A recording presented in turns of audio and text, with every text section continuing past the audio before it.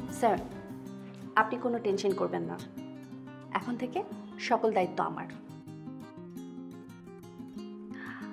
কখন কিভাবে কি করতে হবে সব আমি মেনটেন করব।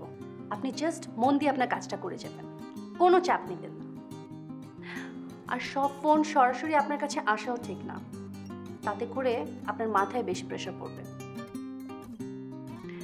আপনার আসলে ফোন ফিল্টারিং করা দরকার। মানে আমি ফোন রিসিভ করব, কিন্তু গুরুত্ব বুঝে তবেই আপনাকে ফোনটা দিব।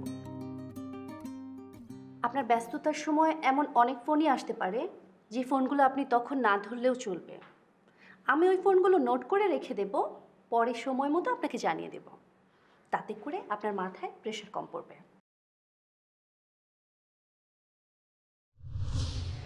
ছবি টবি সব কিছু আছে? হ্যাঁ, আমার মনে হয় প্রেস রিলিজটা দিয়ে দাও, এটাই বেটার। আমি খেয়াল করছি তুমি আমাকে ইগনোর করছো কেন বলো তো? দিন দিন দেখছি তোমার প্রেম একেবারে উঠলে উঠছে। কি মানে এসবের? এটা হঠাৎের বিষয় না। তুমি তুমি আমার টেক কেয়ার করছো না, তুমি জাস্ট আমাকে অবহেলা করছো, দ্যাটস ইট। বাহ, আপনি তো এ ব্যাপারে দেখি বেশ পারদর্শী। জি স্যার, 2 বছরে 7টা বসের আন্ডারে চাকরি করার সুযোগ হয়েছে, সেই জন্য অভিজ্ঞতা তো কিছু আছে। 7টা বস? গত 2 বছরে আপনি 7বার চাকরি ছেড়েছেন? জি না, আমি 2 বছরের মধ্যে চাকরি ছাড়িনি, আসলে বসরাই আমাকে বাদ দিয়ে দিয়েছেন। তবে স্যার, সবগুলা বসই ভালো ছিলেন। কথা অনুযায়ী আমার 6 মাসের পুরো বেতন তারা দিয়ে দিয়েছে। কিন্তু কেন আপনাকে চাকরি থেকে কেন? স্যার, সব জায়গাতেই আমার পারফরমেন্স দারুণ ছিল। আসলে বসের ওয়াইফরা আমাকে জেলাস করতেন, ইনসিকিউর ফিল করতেন।